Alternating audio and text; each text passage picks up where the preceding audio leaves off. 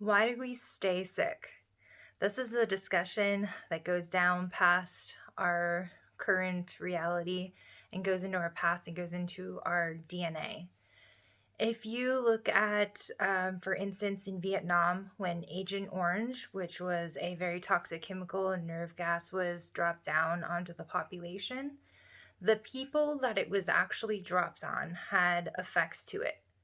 Their children were born without limbs, or without, like, mainly I think fingers and toes, and then the kids after that were being born without actually having full limbs. It was gradually getting worse with each generation. Now, the only thing that was carried from that generation that it was actually physically dropped on from the sky to the next generations is the DNA. Our DNA holds so many codes, so many memories, and so much information in it. And things can change with each ancestor of ours in those DNA codes, which is why we have mutations. It's where blue eyes came from and blonde hair.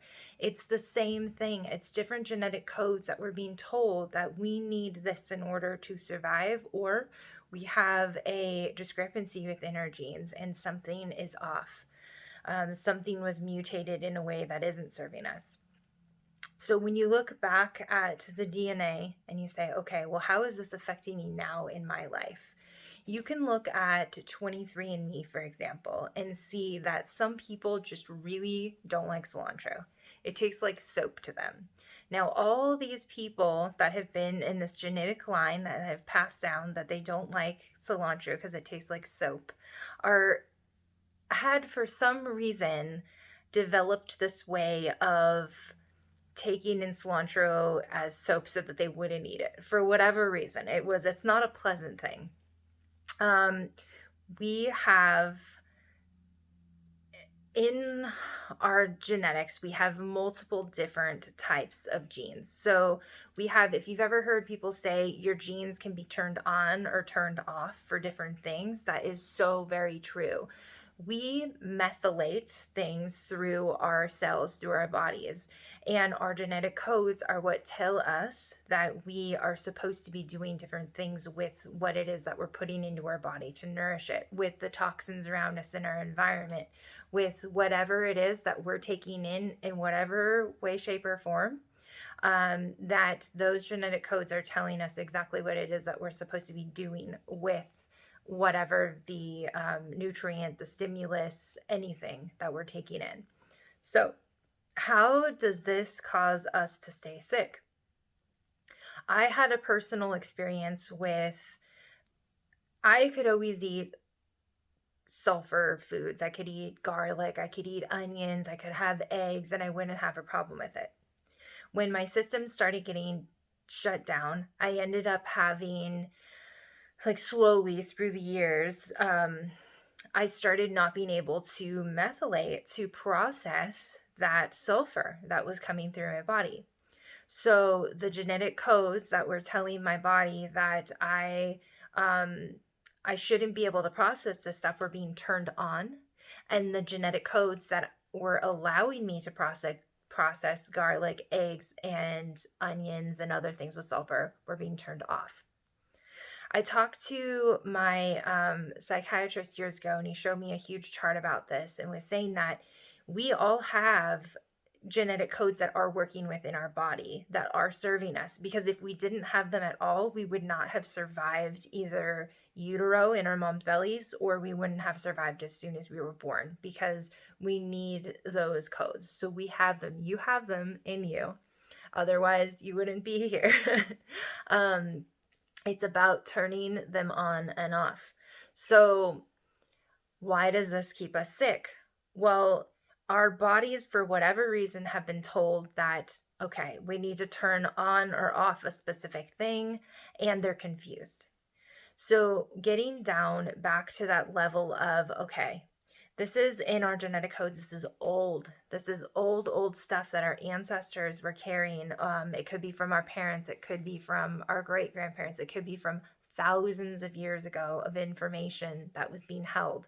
And something about what they experienced in their life, just like the Agent Orange being dropped on the people in Vietnam, that instance is now held within the genetic codes of all of the future generations. We have those genetic codes from our ancestors for everything. Every single bit of our DNA is holding a different story from a different ancestor, from something that they experienced that was then changed within them so that they would pass on to their future generations as in hopes of it being beneficial to them. Sometimes those things aren't fear responses to things. You can see this in 23andMe if you've had it done. There are different emotional responses, different ways that people react to stuff or are more likely to react to something because of a DNA code that we have. And those trauma responses are something that our ancestors took on at some point with a sense that this is going to help your future generation. Like, you need to encode this so that you respond this way. And sometimes our bodies get confused and send messages that aren't the right thing. So it ends up sending these trapped things within our DNA that we take on. This is why you can see mannerisms in people through families, even people who were adopted and then go to their family and find them later in life. You can see that, like, mannerisms, those are ways of taking in life and in responding to it that aren't a physical thing. That's just like a look or a way that you hold something or a way you put your jacket on or whatever it is. So these things keep us sick because they were intended to be encrypted in our genetic codes and our DNA to benefit us. And sometimes they're not. And sometimes our world changes so drastically. Our modern world isn't the same world that our ancestors are living in. And we can see this with our adrenal cortisol responses, that we are a culture that is widely surviving through anxiety every single day. And with every generation, it's getting more and more prevalent. Like, the kids nowadays are having mass amounts of anxiety. And the anxiety is coming from a state of survival to, like, if a bear comes into your space and you need to suddenly go, oh my God, there's a bear, I need to run or fight. Your fight or flight reaction is being turned on and your cortisol responses from your adrenals are being sent out. And those codes are things that we need for survival. We still need to have a cortisol response in order to be able to function, to get up in the morning. We have cortisol release that wakes us up. And then we have a cortisol release when we need to have a moment of something where we do need to fight or flight. There was an earthquake, or if you do have to run from a bear. It isn't a normal everyday occurrence now that we're not out living in the woods or in the wild and need to run from something. But our bodies are still stuck in that we need to produce this response to everything that feels scary to us. And so we're constantly releasing this cortisol. And what isn't serving us there is that constant release and not burning that off by running or by fighting. So beyond our physical, what we're experiencing now in our current, our thoughts are another huge part of this, of why we're getting turned on to different things and getting turned off to different things.